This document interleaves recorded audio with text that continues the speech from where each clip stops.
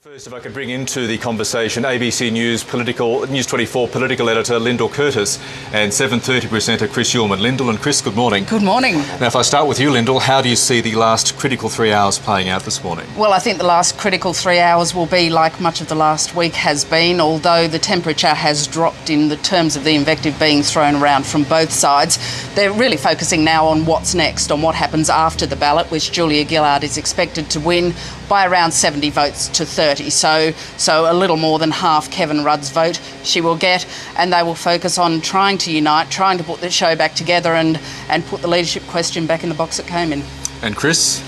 Absolutely. I can't see that anything will change really by way of numbers. We might get a shift a little bit either way, but in the end it'll be 2-1, which will be resounding for the Prime Minister, and then everyone will come out and say, well, now we're united as a party. Whether or not people believe them is the other matter. Whether or not they believe that the golden moments of truth that we had last week were actually what people thought and what they're going to hear after today remains to be seen. And I think there's a pretty big cleaning up job for the Prime Minister to do. Interestingly, we know that last time around they didn't feel that they explained enough of what had happened. I think this time they're going to have to put a lot more effort into that. Now, it comes down to both of you, I suppose, how much of a loser Kevin Rudd will be, but just as importantly, how good a victor the Prime Minister will be, Chris. Absolutely, and I do think she's got to put a lot of effort this time around into explaining what's going on, and it certainly was one of the big holes last time. It's only really recently that people have actually started to say what it was that was wrong about the Prime Ministership of Kevin Rudd. Interestingly, the Prime Minister, remember, released everybody from undertakings that they might have given her, saying, if I ever said anything against Kevin Rudd, well, now's the time, behind the scenes, now's the time to say so. Well, I don't see that necessarily as a virtue. If there were things going as badly wrong in this government as we now hear, then why weren't a lot of people inside Cabinet saying something, either publicly or privately? The problem with last time around was it came as such a surprise to the Australian people. And I think importantly this time, though, this is the ballot they had to have. Last time Kevin Rudd would have been annihilated in a ballot.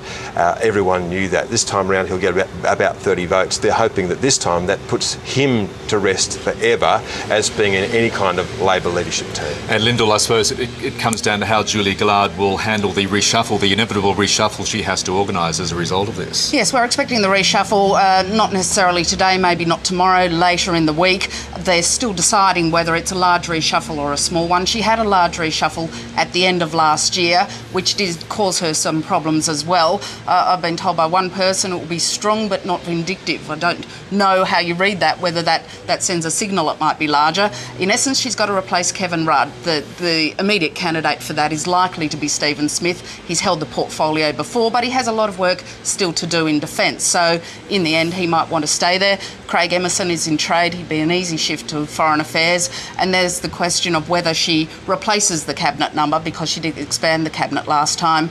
She might choose not to do that, but there will be necessarily at least one other move by putting Kevin Rudd, by putting someone, maybe Stephen Smith, into Foreign Affairs. And Michael, just on that, I think that the likely moves that if anyone's going to go, I think it will be Robert McClellan, followed pretty swiftly by Kim Carr. Robert McClellan did say that he didn't think that this Prime Minister could win an election, and I've had people say to me that, well, he can't stand in Cabinet because of that. Kim Carr has also been very strong. There is absolutely no appetite to move Anthony Albanese. Everyone thinks he's behaved very well.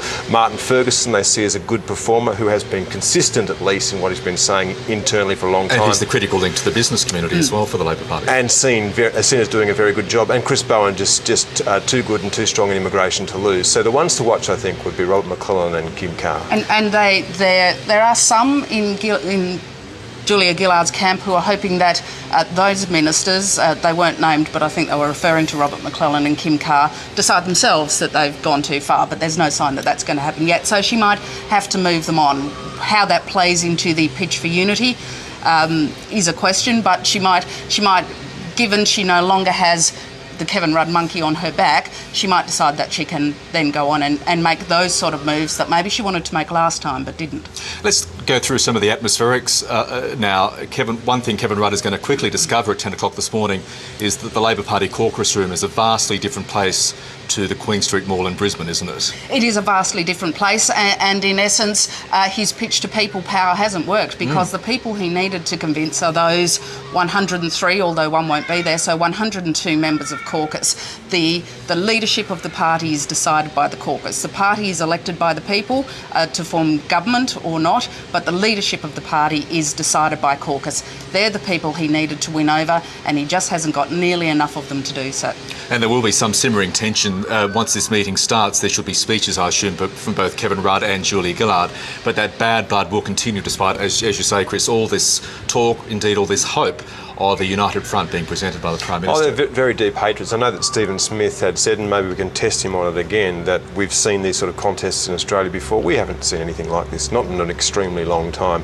OK, there were bitter disputes before between Bob Hawke and Paul Keating. In fact, they're going to carry that one to their grave when people say people get over things. But they didn't do this kind of public disintegration.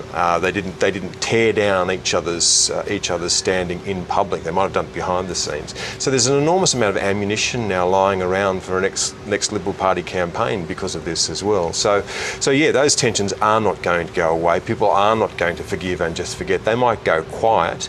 And of course, there is always the suspicion that this is a two-step process. And Kevin Rudd can say as much as he likes, because let's face it, for the last fortnight he has, that he wasn't going to challenge the Prime Minister.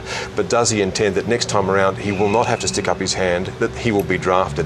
And given the man has quite an enormous view of himself, not just in the eyes of the public, but in the eyes of the people as saviour. He said that several times himself. He has a messianic view of himself. Do not put it beyond the realms of possibility. He might see himself rising for a third time, this time beckoned from the grave by a grateful caucus. Having leadership thrust upon him almost. What could you have? Now, amidst all of this, amidst this huge circular Labor Party firing squad, which we've been witnessing over the last week, out comes this news poll this morning showing, perversely, good news, not so much for Julia Gillard, but for the Labor Party. How do we explain that? Well, I don't know whether the public thought there was a prospect of a return to Kevin Rudd, and the vote reflects some of that, whether the explanation of why the Labor Party ditched him in the first place helped. It just seems a little perverse to me, but people I was talking to last night from Julia Gillard's camp were pointing to, while their primary vote's really not where they need it to be, they say it's been steadily building, just bit by bit. They expect that to keep going, but you would expect, you know, the primary vote in the news poll this morning is not what you would expect for a party that's been in the midst of hitting each other over the head with a large lump of 4x2 for the last week. Yeah, the interesting thing is, and in fact, their primary vote's been tracking back since July. It hit its absolute worst in July when the carbon tax was running very hot and we had all of that talk about a broken promise.